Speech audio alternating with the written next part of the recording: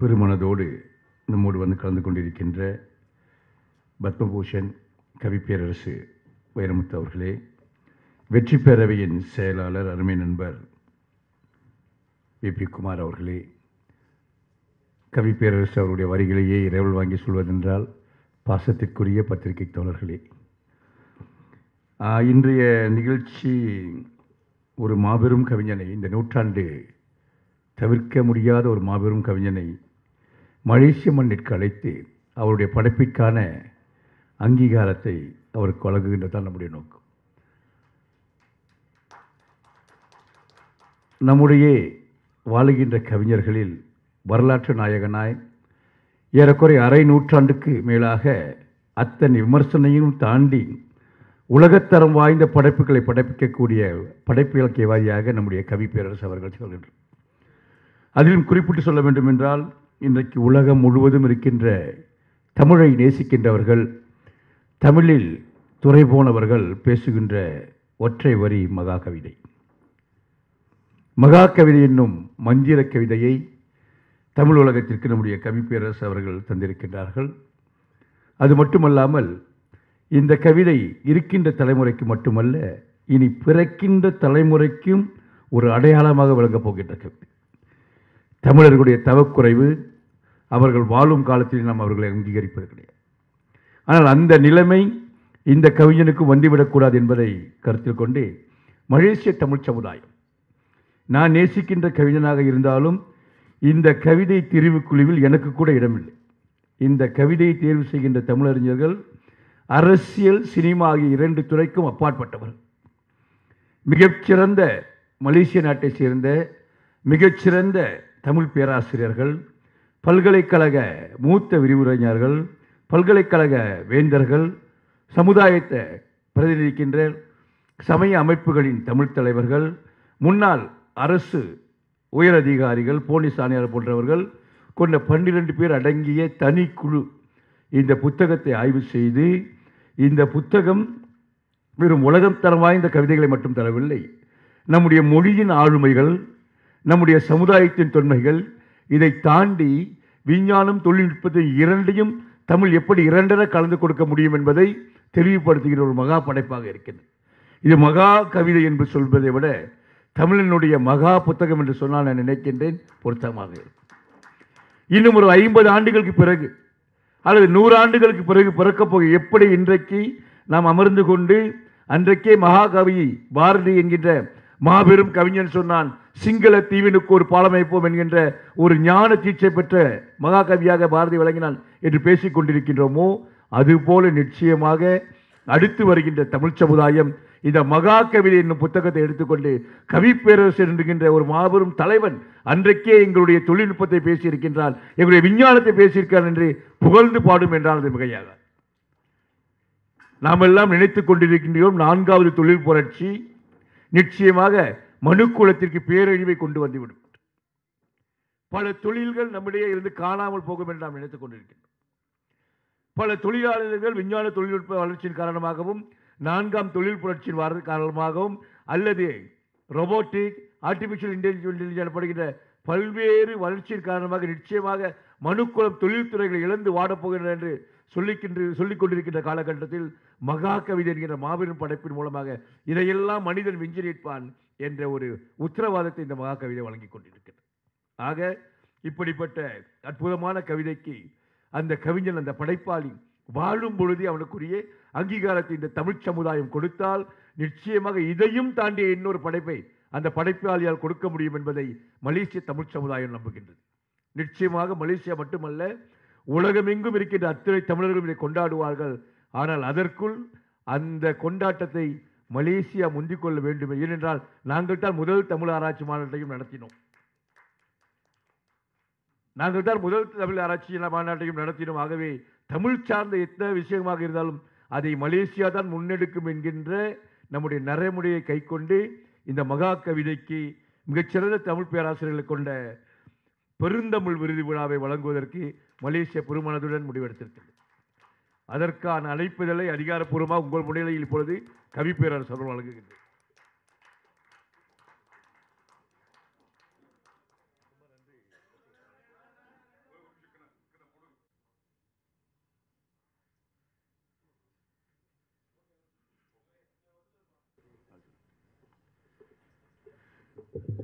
இந்த மரியாதைக்குரிய பெருந்தமிழ் விருதினை மலேசிய தமிழ் இலக்கிய காப்பகம், அதாவது மலேசியாவிலே மொழியை பாதுகாக்கின்ற எந்த நேரத்திலும் தமிழ் மொழிக்கு ஒரு இழுக்கு வருகின்றதோ உடனடியாக அந்த மொழிக்கான பிரச்சனை முன்னெடுக்கின்ற ஒரு பெருந்தமிழ் இயக்கம் மலேசிய தமிழ்மொழி காப்பகம். மலேசிய தமிழ்மொழி காப்பகமும் மலேசிய நாட்டினுடைய பல பேரறிஞர்கள் ஒன்று கூடியிருக்கின்ற தமிழ் பேராயமும் இணைந்து இந்த விருதினை வழங்குகின்றது. இது முதல் சொல். இரண்டாவது, இது எங்கே நடைபெறப் போகிறது என்றால், மலேசிய நாட்டின் தலைநகரில் உலகத் தலைவர்கள் எல்லாம் ஒன்று திரட்டி நிகழ்ச்சி நடத்துகின்ற உலக வாணிப மையம், புத்ரா வேர்ல்ட் ட்ரேட் எனப்படுகின்ற உலக வாணிப மையத்தில் ஒரு மண்டபத்தில் நடக்க போகிற விழா கிடையாது. இதுவரைக்கும் அந்த மண்டபத்தில் உலகத் தலைவர்கள், குயின் எலிசபெத் முதற்கொண்டு உலகத் தலைவர்கள் திரண்டிருக்கின்றார்கள். மலேசியாவினுடைய பிரதமர்கள் கலந்து கொண்டிருக்கின்றார்கள். அதை தாண்டி தமிழ்நாட்டிலிருந்து ஒரே ஒரு தலைவனுக்கு மட்டும்தான் அந்த மண்டபத்தில் விழா நடந்திருக்கின்றது. அது முன்னாள் தலைவர் மூதறிஞர் கலைஞர் அவர்கள். அதற்கு பிறகு உலக அரங்கிலே இரண்டாவது ஒரு தலை தமிழனுக்கு அந்த மாபெரும் மணிமண்டபத்தில் விழா நடக்கிறது என்றால் அது நம்முடைய கவிப்பேரரசு வைரமுத்து அவர்கள் தான். இது இரண்டாவது சிறப்பு. மூன்றாவது, இந்த விழாவிற்கு வருகின்ற அத்தனை பேரும் எப்படி இதை தேர்ந்தெடுக்கின்றவர்கள் தமிழ்துறையில் துறை போனவர்களோ அதுபோல் இந்த விழாவில் கலந்து கொண்டிருந்த அத்தனை பேரும் ஆயிரக்கணக்கானோர் தமிழிலே புலமை பெற்றவர்களை அடையாளம் கண்டு அழைத்திருக்கின்றோம். எல்லோரும் வருகின்ற விழா இது ஏறக்குறைய இன்னொரு தமிழ் ஆராய்ச்சி மாநாடு போல் அமைந்திருக்கும். அத்தகைய சிறப்பு வாய்ந்த விழா. நான்காவது, இந்த விழா விருது குழுவில் சினிமா, அரசியல் இரண்டிற்குமே எந்த விதமான கலப்பும் இல்லாத ஒரு முக்கியமான தமிழ் விழா. இந்த விருதினை மலேசிய நாட்டின் இந்தியன் காங்கிரசுடைய தேசிய தலைவர், முன்னாள் நாடாளுமன்ற சபாநாயகர் டான்ஸ்ரீ விக்னேஸ்வரன் அவர்கள் எடுத்து வழங்குவார். இந்த நோக்கமே ஒன்று, இந்த புத்தகம் போற்றப்பட வேண்டும் உலக அரங்கில். இரண்டாவது, இது அற்புதமான படைப்பு. இன்று தமிழன் இருக்கின்ற வரையில், தமிழ் இருக்கின்ற வரையில், கடைசி தமிழன் இருக்கின்ற வகையில் மகா கவிதை பேசப்படும். அப்படி பேசப்படும் பொழுது எங்களுடைய பெயரும் பேசப்படும் என்ற சுயநலத்திலே கூட இதை விருதை நாங்கள் வழங்குகின்றோம். ஆக இந்த அற்புதமான படைப்பிற்கு பொருத்தமானவர். அது மட்டுமல்ல, உலக கவிஞர்களுடைய வரிசையில் நாற்காலி போட்டு அமரக்கூடிய அத்தனை தகுதியும் உள்ள ஒரு மாபெரும் கவிஞனுக்கு இந்த பெருந்தமிழ் விருதினை வழங்குவதற்காக மலேசிய மண் கர்வப்பட்டுக் கொள்கின்றது. ஆக இந்த விருது விழாவில் தமிழகத்திலிருந்து யாரும் கலந்து கொள்ள விரும்பினால் நம்முடைய மரியாதைக்கு திரு வி.பி. குமார் அவர்களை தொடர்பு கொண்டு அதற்கான அழைப்பிதழை பரிசீலனைக்கு பின்னர் நீங்கள் பெற்றுக்கொள்ளலாம் என்பதை பெருமிதத்தோடு அறிவித்து, இந்த விருதுவை வழங்குவதில் மலேசிய மண்ணுக்கும் தமிழ்நாட்டுக்கும் இருக்கின்ற உறவு இன்னும் பலப்படும். அதே வேளையில் இதையும் தாண்டிய இன்னொரு படைப்பை நம்முடைய கவிப்பேரரசு அவர்கள் நிச்சயமாக படைப்பார் என்ற நம்பிக்கையோடு உங்களிடம் விடைபெறுகின்றேன். நன்றி, வணக்கம். விருது பெற்றவர்களும் வெற்றி பெற்றவர்களும் பணிவாக இருக்க வேண்டும் என்பது உலக மரபு. ஒரு விருது அறிவிப்புக்கு பிறகு நான் என் உடல் மொழியை கூட சுருக்கிக் கொள்ள வேண்டும் என்று ஆசைப்படுகிறேன். நண்பர்களே, மகா கவிதைக்கு மலேசிய இலக்கிய காப்பகமும் தமிழ் பேராயமும் இணைந்து வழங்கும் இந்த பெருந்தமிழ் விருதுக்கு நான் தகுதியுடையவனோ இல்லையோ, என் மகா கவிதை தகுதியுடையது. செடியை விட செடியில் இருக்கும் பூவுக்கு மரியாதை அதிகம் என்பது போல, பசுவை விட குழந்தைக்கு அது தருகிற பால் உயர்வுடையது என்பது போல, என்னை விட என் படைப்பு உயர்ந்தது. காரணம், அதில் தமிழ் இருக்கிறது. அதனால் அது உயர்ந்தது என்று நான் நம்புகிறேன். இந்த விருதுக்கு நேரே வந்து இந்தியா வந்தடைந்து நான் இதை அறிவிக்க வேண்டும் என்று ஆசைப்பட்ட என்னரும் சகோதரர், மலேசியாவின் அடையாளமுள்ள தலைவர், தமிழ்நாடு அறிந்திருக்கிற மலேசிய பெருமகன் டத்தோஸ்ரீ சரவணன் அவர்களுக்கு என் நன்றியை அவர் மூலம் மலேசிய திருநாட்டுக்கு அர்ப்பணிக்க வேண்டுமென்று ஆசைப்படுகிறேன். தேர்ந்தெடுத்த குழுவினருக்கு என்னுடைய நன்றியும் வணக்கமும் பாராட்டும். நண்பர்களே, இந்த விருது என்னுடைய மகிழ்ச்சியில் உச்சத்தில் இருக்கிறது என்பதை நான் மறைக்க விரும்பவில்லை. விருது என்ன விருது என்று பேசுகிற அந்த கொடும் வன்முறையில் நான் ஈடுபட மாட்டேன். விருது விருதுதான். அதை தருகிற பெருமக்களின் மனதுதான். அதற்கு வருகிற கரவொலிதான் பெரிதுதான், மகிழ்ச்சிதான். இந்த கரவொலிகள் என்னுடைய அடுத்த படைப்புக்கு என்னை ஆற்றுப்படுத்துகிற ஆணை என்று நான் கருதி கொள்வதில் எனக்கு எந்த தயக்கமும் இல்லை. விருது மகிழ்ச்சி தருகிறது. குழந்தை தன்னுடைய கர்ப்பப்பையை விட்டு முழுக்க வெளியே வந்து விழுந்து விட்ட தருணத்தில் ஒரு தாயின் இடுப்பு வலி எப்படி காணாமல் போகுமோ, உலையை விட்டு இறக்கி தரையில் வைத்தவுடன் உலகின் கொதிப்பு எப்படி அடங்கத் தொடங்குமோ, அப்படி மகா கவிதைக்கு நான் கொடுத்த உழைப்பு, பட்ட வலி, பெற்ற சிரமம், தூக்கம் தொலைத்த இரவுகள், பதற்றமாயிருந்த உடம்பு, என்னுடைய பசியை மறந்த உடல், இவைகளையெல்லாம் நினைத்து பார்க்கிற பொழுது அவைகளெல்லாம் இந்த விருதுக்கு முன்னால் துச்சம் என்று தோன்றுகிறது. என்னுடைய வலிக்கு ஒத்தடம் தந்திருக்கிறது இந்த விருது. டத்தோ ஸ்ரீ சரவணன் அவர்களே, உங்களுக்கு நான் இன்னொரு வகையில் நன்றி சொல்ல வேண்டும். ஜனவரி 1ஆம் தேதி இந்த நூலை தமிழ்நாட்டின் மாண்புமிகு முதலமைச்சர் தளபதி மு.க. ஸ்டாலின் அவர்கள் வெளியிட்டார். ப. சிதம்பரம் அவர்கள் முதற்படி பெற்றுக்கொண்டார். மயில்சாமி அண்ணாதுரை அவர்களும் கலைஞானி கமலஹாசன் அவர்களும் வாழ்த்துரைத்தார்கள். தமிழ் பெருங்கூட்டம் திரண்டிருந்தது. அது வெளியிடப்பட்டு 60 நாட்கள் இன்னும் முடியவில்லை. 60 நாட்களில் மகா கவிதைக்கு வைத்த முதல் மகுடம் மலேசிய மகுடம் என்பதில் நான் பெருமை அடைகிறேன். உங்களுக்கு என் நன்றியை தெரிவித்துக் கொள்கிறேன். நண்பர்களே, இந்த விருதுக்கு தேர்ந்தெடுத்தவர்கள் யார் யார் என்று நான் நினைத்து பார்த்தேன். கவிஞரே, உங்களுக்கு ஒரு பெருமை செய்ய வேண்டும் என்று நினைக்கிறோம். அந்த பெருமைக்கான அழைப்பிதழை நான் இல்லம் வந்து தர வேண்டும் என்றவர் சொன்ன பொழுது என்ன ஏது என்று அன்போடு விசாரித்தேன். நாகரிகத்தின் எல்லைக்குள் நின்று கேட்டேன். அதற்கு அவர் சொன்னார், இப்படி ஒரு தமிழ் அறிஞர்களின் குழு உங்கள் கவிதைக்கு பெருமை செய்ய காத்திருக்கிறது, நீங்கள் ஏற்றுக்கொள்ள வேண்டும் என்றார். நான் தேர்ந்தெடுத்தவர்கள் யார் யார் என்று பார்த்தேன். ஒரு விருது பெறுவதற்கு முன்னால் தருவது யார் என்று கேட்டு பெறுவதுதான் சிறப்பு என்பது என் எண்ணம். யார் கொடுத்த கொடை, யார் யார் அதில் கலந்து கொண்டார்கள் என்பதில் இருக்கிறது ஒரு விருதின் பெருமை. ஒரு விருதின் பெருமை அதனுடைய கரார்த்தனத்தில் இருக்கிறது என்று நினைப்பேன். அந்த கரார்த்தனம் இருந்தால் அந்த விருதுக்கு ஒரு பெரிய பெருமை வரும், அதற்கு ஒரு மதிப்பு வரும் என்பதை நான் அறிவேன். இதில் யார் யார் என்றால், மாண்புமிகு செனட்டர் பேராசிரியர் தான் ஸ்ரீ முகமது ஹனிஃபா, இவர் மாஹா பல்கலைக்கழகத்தின் வேந்தர், chancellor of a university in Malaysia. இவர் ஒரு சான்சலர். அடுத்து ஸ்ரீ மகா காளியம்மன் கோயில் தேவஸ்தானத்தின் தலைவர் மதிப்புமிகு தான் Sri Datuk doctor R Nataraja.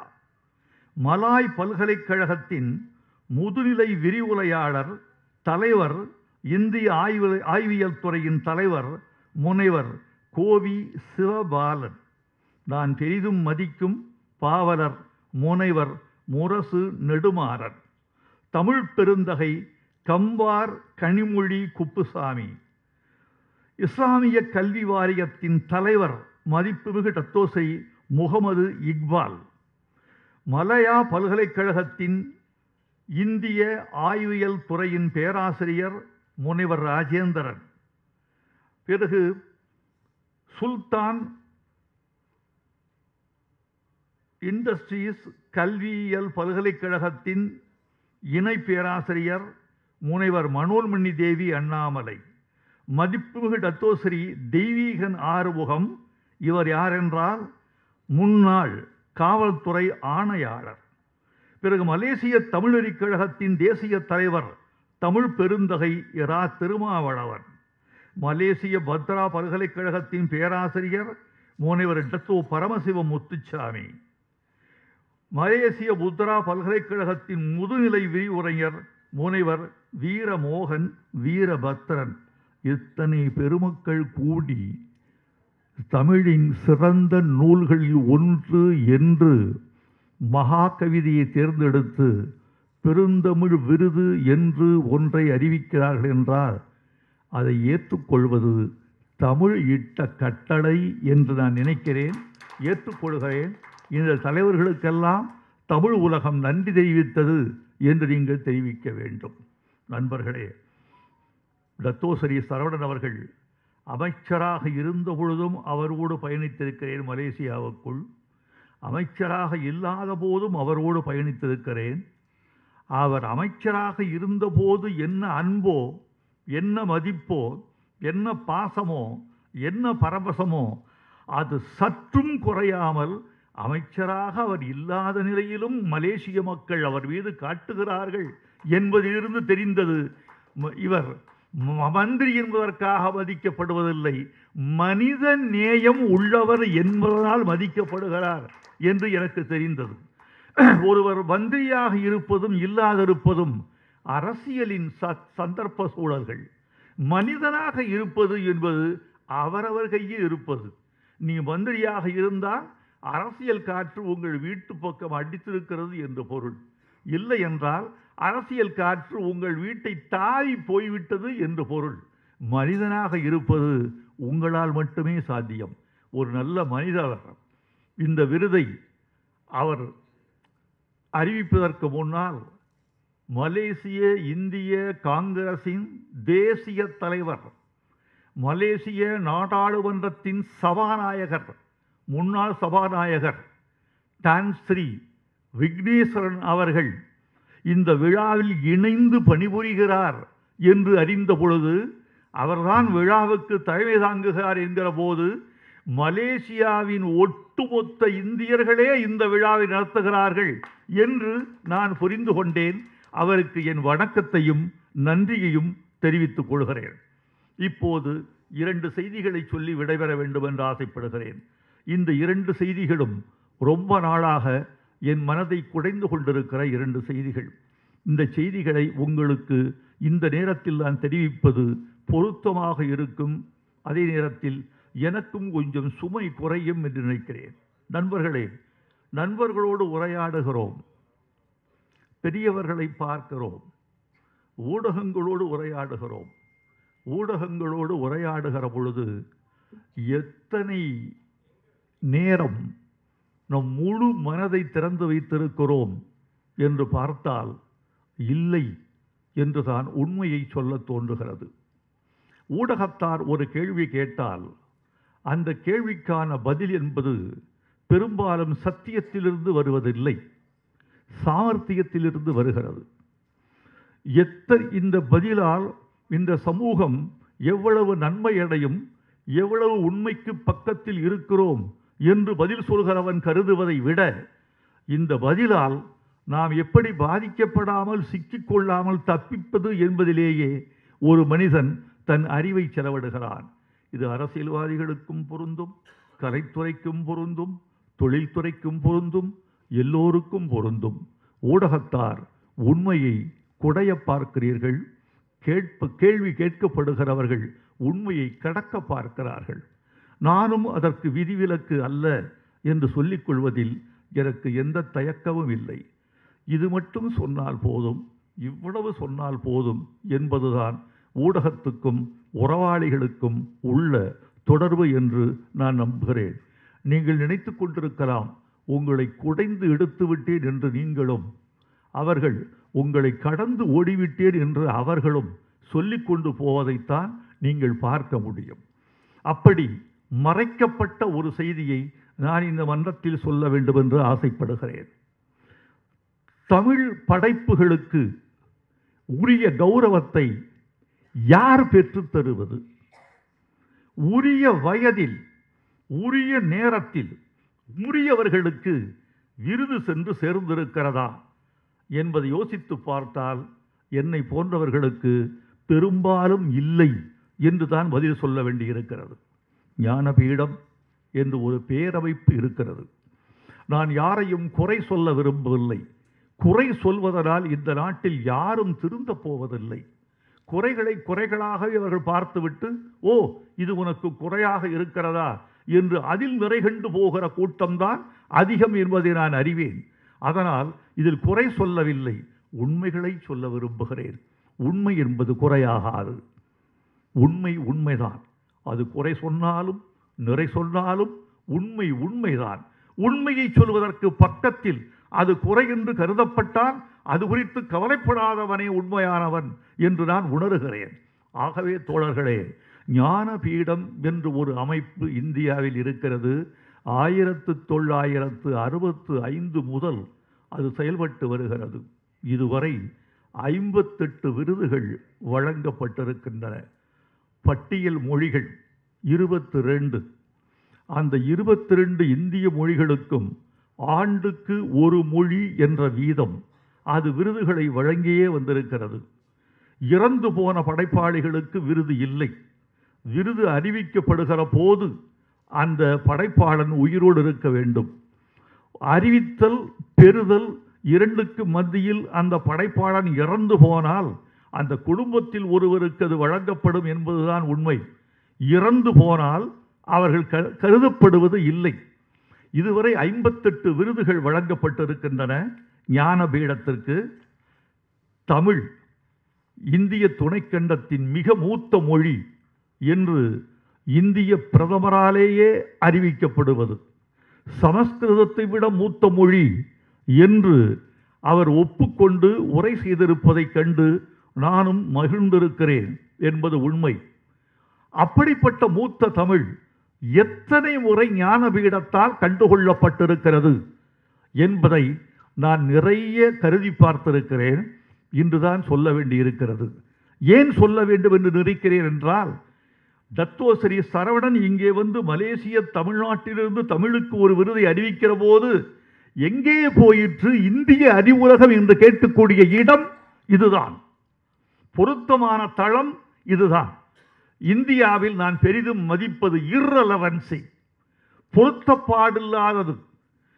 ஒரு சம்பந்தமில்லாத நேரத்தில், சம்பந்தமில்லாத இடத்தில், சம்பந்தமில்லாத கேள்விகளை ஒருவர் கேட்பதும், சம்பந்தமில்லாத இடத்தில் சம்பந்தமில்லாத ஒரு ஆள் சம்பந்தமில்லாத தப்பான தகவலை கொடுத்து கொண்டு போவதும் சகிக்க முடியாத ஊடக அறமாக நான் நினைக்கிறேன்.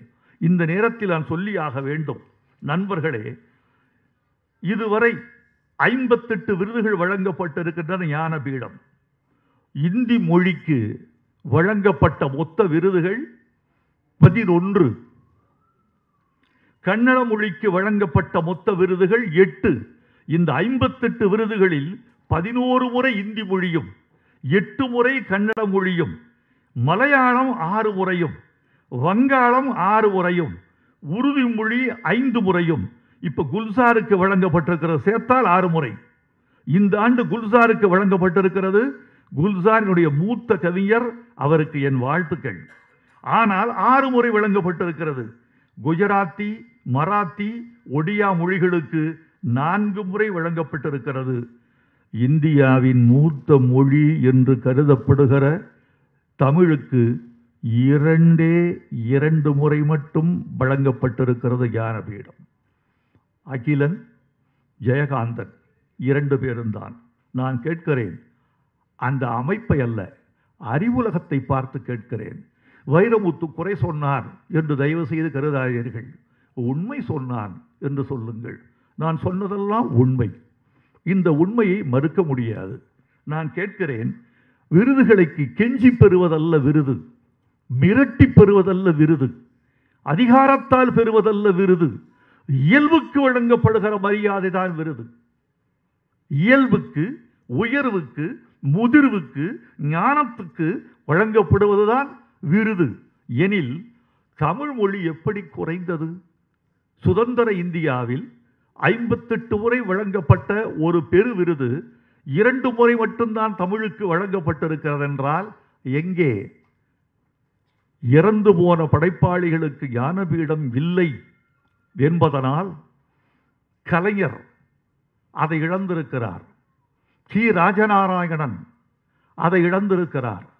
அசோகமுத்திரன் இழந்திருக்கிறார். சுந்தர ராமசாமி இழந்திருக்கிறார்.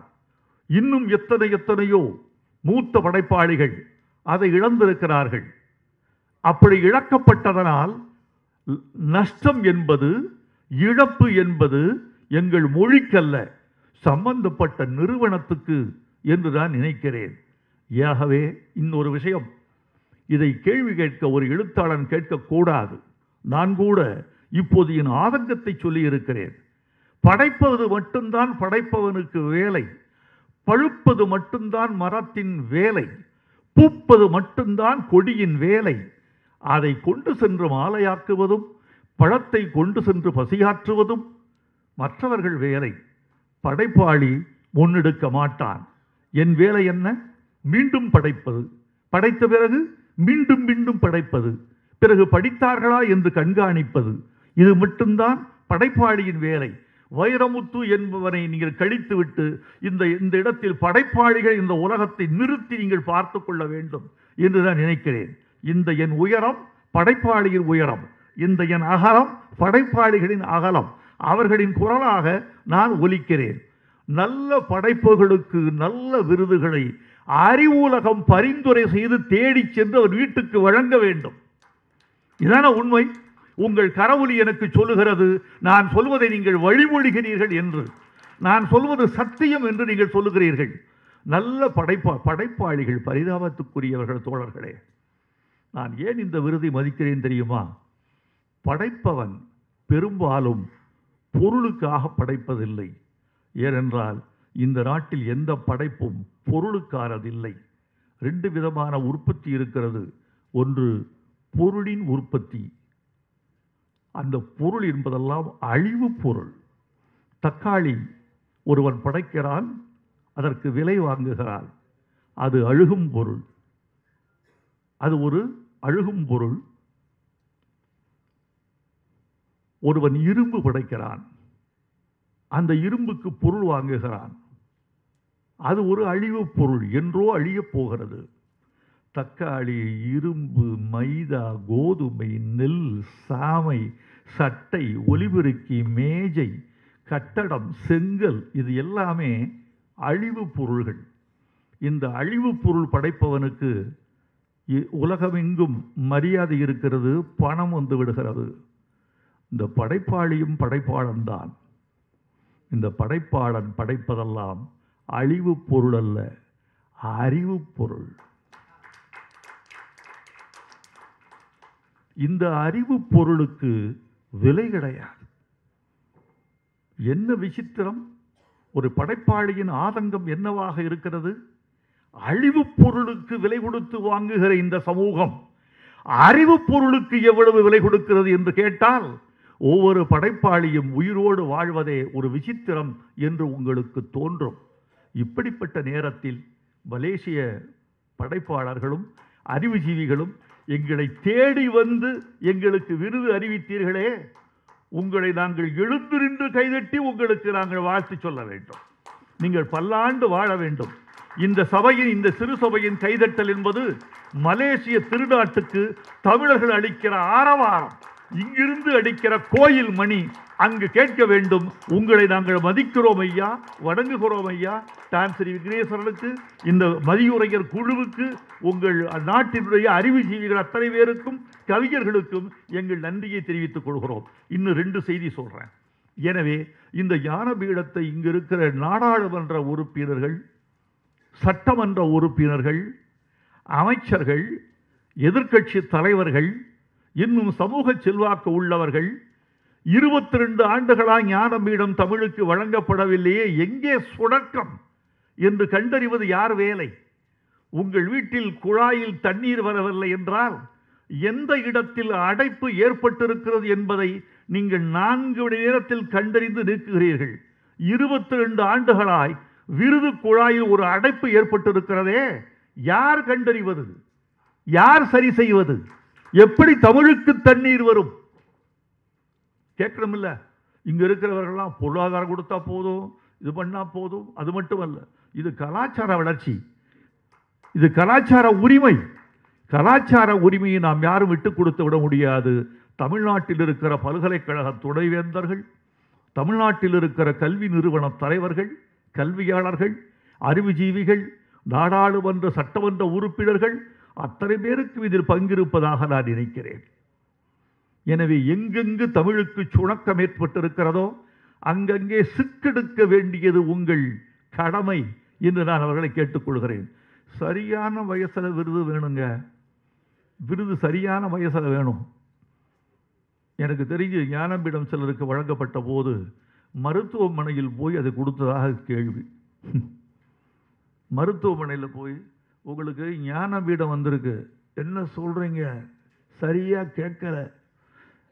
ஞானபீடம் வந்திருக்கு, இந்த காது. அப்படி முதியவர்களுக்கு கொடுப்பதில் என்ன?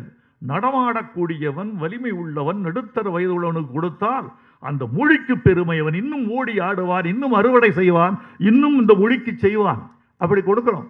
சில பேருக்கு 90 வயசு 90 வயசு வரட்டும், அப்பதான் ஒரு விருது என்று ஒருவர் சொன்னால் எப்படி? இங்க பாருங்க, அகிலனுக்கு 53 வயதில் கொடுத்து விட்டீர்கள், வயது தடையல்ல. நாராயண் ரெட்டிக்கு 57 வயதில் கொடுத்திருக்கிறீர்கள், தடையல்ல.